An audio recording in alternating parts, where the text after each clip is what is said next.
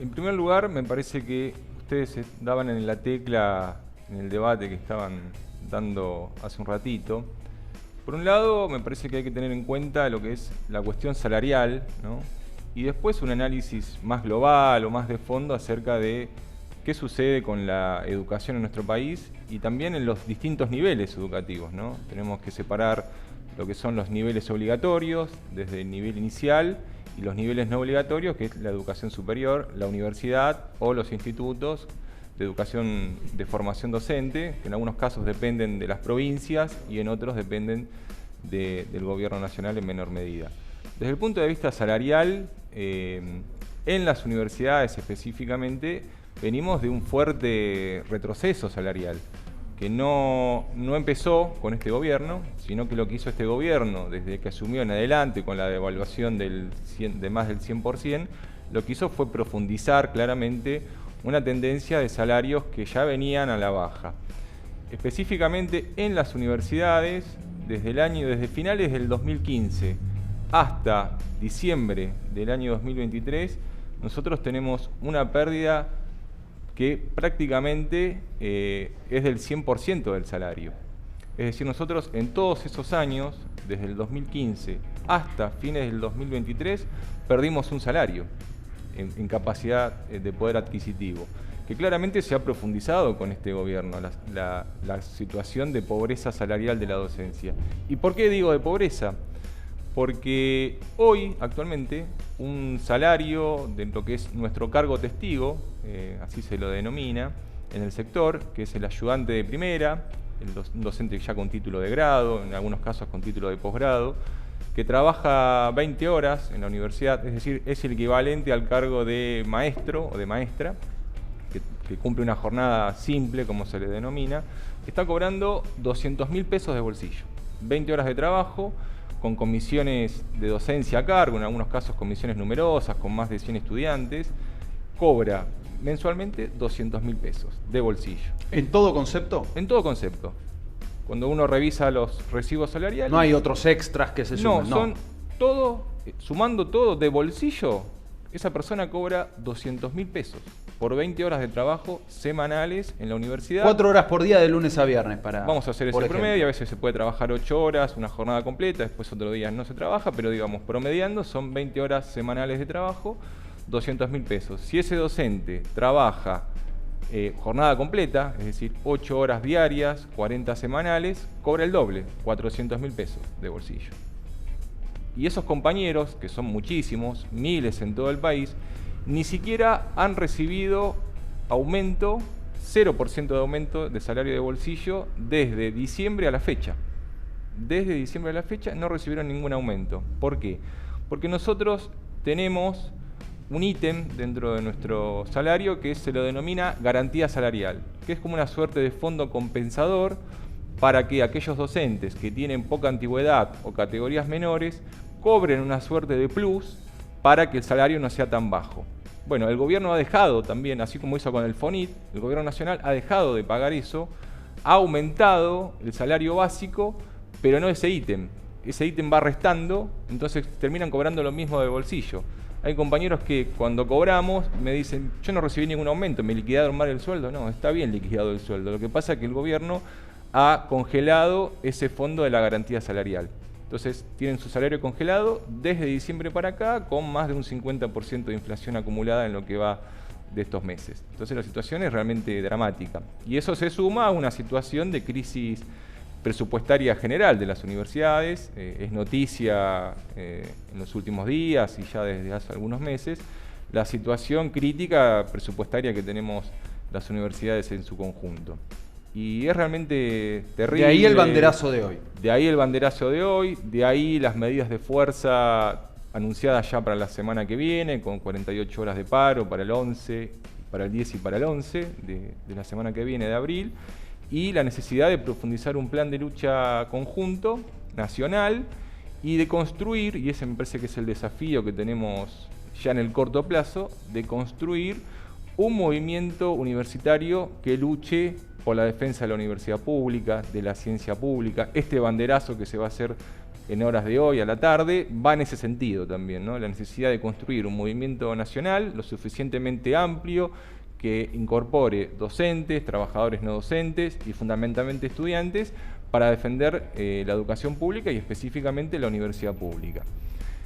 Nosotros no desconocemos que tanto la universidad como el sistema educativo en su conjunto viene atravesando ya desde hace varios años por una fuerte crisis. Y por eso es materia de debate. Cuando vimos todas las campañas electorales el año pasado, bueno, todas las fuerzas políticas de derecha a izquierda o de izquierda a derecha planteaban, ¿no?, la situación crítica de la educación en Argentina, que claramente eso se evidenció y se profundizó en el contexto de la pandemia, en el contexto de aislamiento, de la cuarentena, etcétera, pero que en realidad tiene una génesis mucho más profunda. Vos hacías un corte con el menemismo, y me parece que es atinado, ¿no?, hacer ese corte histórico con el menemismo.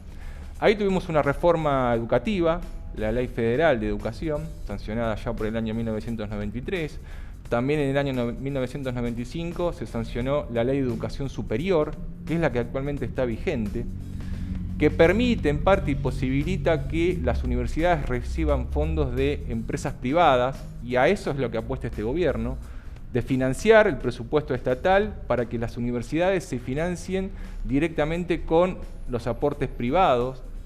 Entonces tenemos de conjunto una crisis educativa que lleva ya muchísimos años.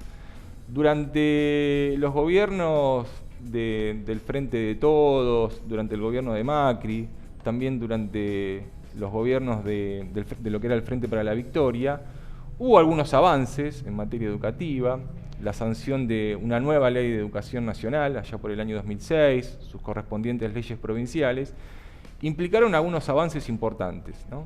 Un avance importante tiene que ver con la extensión de la obligatoriedad del sistema educativo. Hasta el año 2006, la escuela en Argentina era obligatoria hasta 9º grado, ¿no?, hasta los 14 años aproximadamente, desde la sala de 5 años de nivel inicial. Bueno, esa ley posibilitó que la educación secundaria sea obligatoria en su conjunto. Eso es un paso adelante, sin lugar a dudas, para el conjunto de la sociedad, porque los niveles históricos de terminalidad de la escuela secundaria siempre fueron muy bajos, ¿no?, en términos de población. Entonces, ese es un punto importante. Hubo también modificaciones curriculares, ¿no?, en las distintas asignaturas, áreas, disciplinas que fueron muy importantes. Se intentó también llevar adelante un plan de formación y de capacitación permanente en los docentes, pero lo que vemos, o por lo menos lo que analizo yo es que eso quedó trunco, no llegó a desarrollarse de la forma necesaria o adecuada. También una situación importante que esta ley nacional de educación actualmente vigente no logró resolver, tiene que ver con la cuestión presupuestaria y del financiamiento. Porque ya desde la última dictadura cívico-militar, y que se ha profundizado también durante el menemismo, la nación, el Estado Nacional, prácticamente se desentendió o se desprendió del financiamiento educativo para el conjunto de las provincias. Entonces lo que se hizo, se federalizó el sistema educativo y cada provincia se encarga de llevar adelante sus propios presupuestos con sus propios recursos, y eso genera una disparidad enorme, y eso en parte hizo que fracase la Ley Federal de Educación. Después lo que hace el Gobierno Nacional es intentar compensar algunos desfasajes. El FONIT es una herramienta que de alguna forma sirve para eso. También la paritaria nacional docente para los niveles obligatorios. Pero lo que tenemos es, en su conjunto, un sistema educativo nacional absolutamente dividido y fragmentario. Y eso no se ha logrado resolver durante el kirchnerismo, ¿no? El macrismo ha profundizado esa tendencia y este gobierno nacional viene completamente también en ese sentido, de profundizar esas tendencias, de generar aún mayores desigualdades. Este gobierno, por ejemplo, no da lugar a la paritaria nacional docente. Hubo algunas reuniones, el gobierno se muestra y dice, miren, esto es lo que hay, eso no es una paritaria porque no hay ningún tipo de negociación, de discusión, de debate. Entonces, lo que termina pasando es que cada provincia, en función de sus recursos, termina tratando de gestionar la pobreza educativa. Ustedes planteaban el ejemplo de la provincia de Buenos Aires, dicen, bueno, en el mes de febrero pudo poner algún parche y pagar algo, pero otras provincias no lo pudieron hacer. Entonces tenemos problemas que tienen que ver con el financiamiento educativo, que tienen que ver con qué tipo de educación necesita la población argentina. Bueno, un montón de debates muy profundos que en las últimas décadas se intentaron dar, pero que desde mi punto de vista han quedado truncos. Y un gobierno como el actual, como el gobierno nacional actual, que sobre esa crisis educativa que la población conoce, porque la vivencia, porque la padece de alguna forma, el incremento de los sectores privados en la educación también es una herencia del menemismo que se mantiene muy presente. Bueno, el gobierno nacional utiliza todos esos elementos de crisis para intentar de alguna forma que todos aquellos elementos que son positivos y que tienen alguna aprobación social importante y que han generado transformaciones importantes, para intentar modificarlos en beneficio de intereses que seguramente tienen que ver con intereses de sectores privados, ¿no? Entonces, Patricio, ahí hay un debate muy interesante para dar y para desarrollar, y este es un momento importante para darlo. Claro, sin duda, son puntos de inflexión, o debieran serlo. Se pone sobre la mesa y pareciera haber como dos bibliotecas en la mirada rápida. Una, se necesita al pibe en la escuela, una escuela inclusiva, una escuela que traiga a ese pibe y que pueda sostenerse dentro del sistema educativo. Claro, eso tendería a hacer una escuela menos exigente, con menores contenidos, etcétera, porque en caso contrario se lo estaría tirando afuera del sistema. Y la otra biblioteca que pretende o pretendería en teoría lo contrario, sin embargo suele con sus políticas de financiar aún más la educación. ¿Qué sale de todo eso? Es otro tema de debate muy importante, porque la escuela y la universidad también, a pesar de que no sea obligatoria, lógicamente, pero tiene un rol social muy importante y tiene que generar necesariamente políticas de inclusión. Más aún en una sociedad como la Argentina, que es una sociedad absolutamente fragmentada desde el punto de vista geográfico, regional y fundamentalmente social económico. Entonces la escuela tiene que tener ese rol y esa necesidad de inclusión. Ahora, eso no significaría o no debería significar que la calidad educativa, lo que entendemos como calidad educativa, quede en un segundo plano. Me parece que ahí lo que tenemos que tratar de generar, y la universidad tiene un rol importante en ese sentido, es poder mixturar, ¿no?, la necesidad de un sistema educativo absolutamente y realmente inclusivo, porque a veces la inclusión es más declamatoria que real, porque cuando uno analiza las estadísticas dice, bueno, la mitad de los estudiantes terminan la escuela secundaria en tiempo y forma, para dar un ejemplo. Entonces algo está pasando. La ley dice que la escuela secundaria es obligatoria, pero los pibes no terminan, aun cuando tengan un montón de facilidades para poder terminar y como los programas. Y no generar repetencia, que después es otro debate si la repetencia sirve o no sirve. Hay estadísticas que indican que la repetencia tampoco sirve, porque los pibes terminan dejando la escuela. Entonces, bueno, hay que generar políticas públicas, y cuando se habla de generar políticas públicas, eso necesariamente requiere de presupuesto, porque no hay política pública sustentable en el tiempo que no tenga o que no esté avalada por un presupuesto, ¿no? Un presupuesto nacional en primer lugar y también de las provincias. Entonces, hay que tratar de generar equilibrios necesarios y lógicos entre una formación de excelencia, de calidad, ¿no?, que esté vinculada a las necesidades de la población, a las necesidades sociales, al siglo XXI, con contenidos también vinculados a lo histórico, a lo social, y después también con el mundo del trabajo.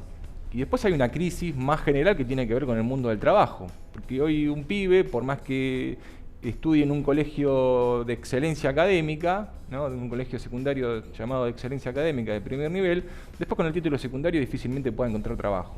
Entonces hay como varias crisis que se conjugan. Una tiene que ver con el mercado laboral y otra tiene que ver también con la formación para ese mercado laboral. Y si nosotros tenemos, y con esto cierro esta parte, si nosotros tenemos una educación barata, ¿sí?, con menor presupuesto, vamos a generar fuerza de trabajo con menor calidad y para los puestos de trabajo más relegados. Y menos remunerados. Entonces, esa es la política también que está llevando este gobierno. Y otros también la han llevado. No es que este gobierno es el único que lo hizo. Nosotros necesitamos, entonces, redoblar el presupuesto y que ese presupuesto esté contemplado para la formación docente, para las becas estudiantiles, ¿no? Porque nosotros necesitamos becas estudiantiles y realmente que sirvan esas becas. En una sociedad donde aproximadamente el 50% de su población se encuentra por debajo de la línea de pobreza, bueno, ahí están las políticas de inclusión, volviendo a tu pregunta inicial. Entonces, ahí hay que buscar equilibrios y tratar de articular la calidad de la educación y qué tipo de educación se necesita para el presente con las necesidades de una educación realmente y verdaderamente inclusiva. Perdón. Inclusión y equilibrio no sé si son palabras que están actualmente en el diccionario del gobierno nacional.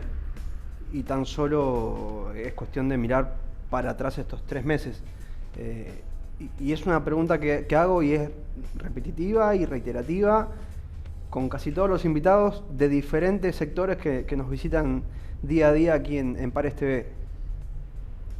Si yo me paro hoy y voy 3 meses para atrás, donde no cambió nada y donde se profundiza la ideología y las medidas que toma Milei y compañía, ¿por qué de hoy para adelante mejoraría?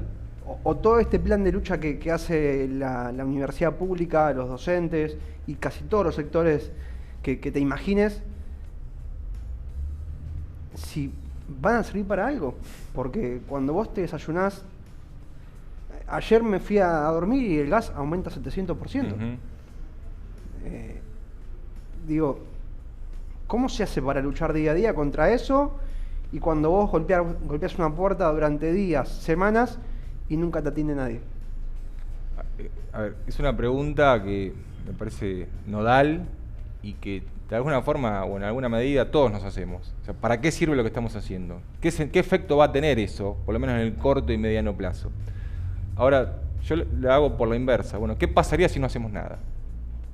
Si no hacemos nada y que, bueno, este ajustazo, que todas estas medidas pasen pasivamente, ¿no? Puedan convalidarse con una pasividad. ¿Qué hacemos si, bueno, las universidades tienen que cerrar sus puertas el cuatrimestre que viene porque no se pueden pagar ni la luz, ni los insumos de limpieza, ni nada, o no se pueden pagar los salarios? ¿Qué hacemos? Cerramos la universidad y que solamente vayan a la universidad los que pueden pagar una matrícula, los que pueden pagar una universidad privada. ¿Qué hacemos si las escuelas de la provincia no tienen presupuesto y no pueden abrir sus puertas? ¿Qué hacemos con los pibes de las barriadas que no pueden siquiera ir a esa escuela inclusiva? ¿No? Entre comillas lo pongo. Bueno, me parece que no nos queda otro camino que la lucha. Y esa lucha tiene que ser paciente, no se resuelve esto de un día para otro, pero por lo menos intentando amortiguar estos golpes del gobierno. Yo creo que, y caracterizo, que estamos en una etapa, desde el punto de vista político, educativo, económico, para la clase trabajadora, en su sentido más amplio, absolutamente defensiva. Es una lucha ultra defensiva. Fíjense que sí, de resistir. Sí, digo, cualquier consigna de cualquier sector, de cualquier sindicato es en defensa del convenio colectivo, en defensa del trabajo de los estatales, en defensa de la universidad pública. No es en avance, es no, para sostener lo que hay, que no alcanza, pero cual, es lo que hay. Tal cual, es una etapa absolutamente defensiva. Estamos peleando en el Estado para que no haya más despidos, por ejemplo, ¿no? Digo, fíjense dónde ha llevado este gobierno el nivel de debate y discusión pública. Pero, no, insisto, volviendo a tu pregunta, no hay otro camino que la organización y la lucha. Y específicamente en las universidades no es una lucha más esta. No, yo lo planteaba el otro día cuando pude intervenir en la reunión del Consejo Superior de la UNLU y lo decía abiertamente, miren, esta no es una lucha más, porque todos los años tenemos luchas salariales. Todos los años ustedes ven que ADUNLU, que la CONADO Histórica pide salario, rechazo, bueno, un montón de cosas. Pero lo de este año es distinto. Estamos en una etapa distinta. Y no es una lucha meramente sectorial. Los salarios son importantes y, por supuesto, si alguien cobra 200.000 pesos por 20 horas de trabajo, es imposible que se pueda sostener. Es muy importante porque vivimos nuestro trabajo. Yo vivo de la docencia universitaria, es mi trabajo exclusivo, full, desde hace más de 10 años. Pero no es solamente eso. Estamos peleando por el presupuesto. Es triste, lamentable, denigrante, yo diría, que tengamos que pedirle a un gobierno nacional que el Estado tiene la obligación, porque ellos son los representantes ante el Estado, son los que gestionan, no en nombre de un gobierno, en nombre de todos los argentinos, más allá de que tienen un programa político, una orientación muy clara, Pero es triste y lamentable y hasta denigrante que tengamos que mendigar por presupuesto para poder pagar la luz, para que haya salarios dignos que no estén por debajo de la línea de pobreza. Por eso digo, tenemos la pobreza dentro de los salarios estatales y dentro de las universidades. Pero si no nos organizamos, si no construimos un movimiento, en este caso universitario, de lucha nacional, y estamos perdidos. Si nosotros en el corto plazo, y cuando digo el corto plazo me refiero este mes, podrá ser mayo, no más allá, no logramos articular una marcha nacional universitaria al Palacio Pisurno, donde está el ex Ministerio de Educación, o a la Plaza de Mayo, con cientos de miles, como lo hicimos, por ejemplo, en el 2017 o 2018, vamos a perder. Y no perdemos solamente los docentes, va a perder el conjunto del pueblo argentino. La Universidad Argentina es un ejemplo para América Latina. Desde la reforma universitaria de 1918 hasta la fecha, no hay en el mundo universidades como en Argentina, en la calidad de formación y en la realmente inclusión. Podemos mejorarla, tenemos un montón de críticas, yo tengo un montón de artículos escritos al respecto, pero digo, para verlo en términos generales, es una universidad, la Argentina, a diferencia de universidades europeas y de otros países de América Latina, donde el acceso a la universidad es para todos, sin distinción de edad. Podés tener 18 años, podés tener 50 o 60 años, no hay examen de ingreso, salvo para algunos casos puntuales, las carreras de grado son gratis, hay becas, y todo eso se está cayendo como un castillo de naipe. Realmente, hoy las universidades, así como vamos, nos estamos apagando, nos estamos muriendo. Fíjense la dureza del término, nos estamos muriendo. Entonces, si no damos esa pelea, y digo las universidades y puede ser cualquier otro sector, en poco tiempo vamos a estar en la indigencia más absoluta. Patricio, no sé si tenés la posibilidad de analizarlo, no es sencilla la pregunta, pero ¿qué crees que se ha cruzado por la cabeza de aquel docente universitario o del nivel inicial, primario, secundario, que ha creído que con este tipo de políticas como las que encarna Milei se va a estar mejor, porque nadie votó para estar peor? Interesante la pregunta y también es una pregunta que nos hacemos permanentemente, ¿no? Cuando uno dialoga con compañeros docentes o en su familia misma, ¿no? Ve que el voto a Milei es un voto transversal. Porque no es que solamente los jóvenes de 16 a 30 años votaron, no, es un voto transversal, sí. Por ahí en algún sector, en alguna franja etaria hubo mayor caudal de voto, pero es un voto que atraviesa a todos los sectores. En las universidades hay muchísimos trabajadores no docentes, muchísimos trabajadores docentes y muchísimos estudiantes que votaron a Milei. Después está el debate de si Milei en realidad expresó o no realmente lo que iba a hacer, si le mintió a la población, quién era la casta, quién no era la casta. Yo digo, miren, más o menos fue bastante transparente, hizo campaña con una motosierra en la mano. Antes del balotaje, en un famoso programa televisivo, dijo afuera el CONICET, afuera esto, afuera lo otro. Digo, más o menos estaba. Pero a mí me parece que llevábamos hasta ese momento, para poner un número redondo, más o menos 10 años consecutivos de crisis, y quizás un poco más. Algunos ponen la fecha en el 2008, a partir de la crisis internacional, bueno. Entonces fueron por lo menos una década consecutiva de una crisis y de una pauperización general en las condiciones de vida. Entonces me parece que eso fue generando un caldo de cultivo y un descontento en amplios sectores de la población. También la pandemia jugó ahí un rol muy importante porque, bueno, profundizó determinadas cuestiones, determinados indicadores sociales en un sentido a la baja. Entonces todo eso fue generando un caldo de cultivo para que una opción política de ultraderecha, bueno, gane las elecciones casi sin despeinarse.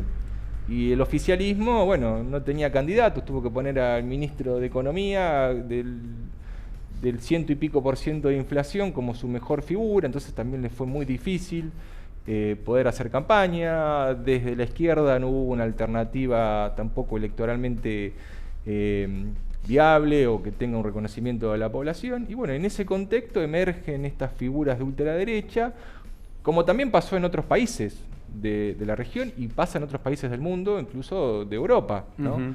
Tal vez no con este nivel que presenta Milei, ¿no? Que es una cosa que no se sabe si gobierna por Twitter, es una cosa muy rara, pero que claramente ha despertado en la población, bueno, ideas muy reaccionarias, en un sentido de retroceso a determinadas conquistas que parecían aseguradas por el pueblo argentino. Y bueno, en ese cuadro, una figura como Milei pudo imponerse. Siempre este tipo de figuras, cuando uno analiza la historia, se imponen o logran ascender al poder en momentos de crisis. El ejemplo por ahí más brutal y más bestial es la Alemania nazi con Hitler, ¿no? En los años 30, o en los años 20 y finalmente en los años 30, que logra acceder al poder, también en parte por medios electorales, en un contexto de fuerte crisis. Entonces, estas figuras siempre encuentran estos intersticios de crisis para poder, con discursos populistas, reaccionarios y demás, populistas en el peor sentido del término, ¿no? Logran capitalizar políticamente ese descontento. Y bueno, ahí se nos generan un montón de preguntas, porque, bueno, ¿de quién es en definitiva la responsabilidad que un tipo como Milei llega al gobierno? ¿Quién es el responsable? ¿Es uno responsable? ¿Es una fuerza política? ¿Son más? ¿Es una responsabilidad repartida, colectiva? Bueno, hay muchos docentes que se cuestionan y se preguntan qué estuvimos enseñando. ¿Por qué nuestros estudiantes votaron a Milei cuando nosotros enseñábamos o intentábamos tener una educación crítica que pueda ver de una forma o desde una multiperspectividad qué pasa en la sociedad? Bueno, entonces hay muchos cuestionamientos. Me parece que ese es un debate que está abierto, no se cierra fácilmente. Desde mi punto de vista no tiene una única respuesta, hay múltiples aristas, pero sí me parece importante ver esta idea de, bueno, esta década por lo menos consecutiva de crisis, ¿no? Y de pauperización de las condiciones de vida general de la población. Eso ha jugado sin lugar a dudas un rol, yo diría, decisivo. Corregime si escuché mal. Vos hace un ratito decías que buscan y crees necesario que se duplique el presupuesto universitario con una mano en el corazón. ¿Lo ves posible, factible? Tu pregunta va al hueso, no tiene términos medios. Yo creo que es posible. O sea, ¿es difícil? ¿Es fácil? No, es ultra difícil. Pero yo digo que si nosotros saliendo a la lucha, recién empezando a salir en la lucha, este gobierno lleva muy poco tiempo, 3 meses, en 3 meses tiró varias bombas atómicas, ¿no? Pero si nosotros, cuando estamos tratando de organizar un movimiento de lucha, que veremos hasta dónde llega, hay que verlo, pero decimos, miren, y esto no va a andar, vamos a fracasar, esperemos, no sé, 4 años, me parece que se nos vuelve en contra eso. Yo entiendo cierto desánimo generalizado, cierta apatía, desmoralización, bueno, hay un montón de factores que inciden, pero nosotros tenemos que prepararnos, construir, ahí está uno de los grandes desafíos, cuál es la mejor herramienta estratégica, táctica para enfrentar este gobierno, pero digo, el gobierno tiene un plan, tiene su propio programa, tiene su propio plan, todos lo conocemos, bueno, el gobierno lo dice públicamente, no es que tampoco lo oculta demasiado, algunas cosas dice que otras no, pero con ese programa de gobierno que tenemos, bueno, hay que enfrentarlo siempre desde el punto de vista defensivo, siempre considerando que estamos en una etapa hoy estamos en una etapa defensiva. ¿Qué significa eso? Bueno, en el Estado frenar los despidos, en docencia, bueno, que repongan el FONIT. Fíjense lo que estamos hablando, que repongan el FONIT, que para muchos docentes es muy importante porque es algo así, para los docentes que recién se inicia, es algo así como el 10% del salario. También en las universidades recibimos FONIT, porque los docentes que trabajan en escuelas y colegios que dependen de las universidades nacionales cobran el FONIT, no sé, las compañeras de la escuela infantil de la UNLU cobraban FONIT, ahora ya no lo cobran más. Bueno, en ese cuadro defensivo hay que salir a la lucha convencidos de que se puede, de que algo, no vamos a cambiar la ideología del gobierno, no vamos a cambiar de conjunto el programa político y económico del gobierno, porque el gobierno va en esa dirección, pero por lo menos intentar obstaculizar y frenar eso y mantener ciertas conquistas. Y no lo digo de un sentido, o solamente de un sentido meramente corporativo, sino de un sentido mucho más amplio. Patricio, recordanos entonces la actividad convocada para hoy desde Conado Histórica y el resto de las federaciones. La actividad está convocada en un ratito, 13:30 horas, frente a la Facultad de Medicina, en la calle Paraguay al 2100, Plaza Jusey. Es una actividad conjunta donde va a participar gremios docentes, CONADU, Conado Histórica, AGDUBA, también trabajadores del CONICET y centros de estudiantes. Y también estaba comprometida la participación de algunos sectores de la CGT. Entonces, bueno, es una actividad colectiva que intenta también ser parte de esta construcción de ese gran movimiento de lucha en defensa de la ciencia y de las universidades.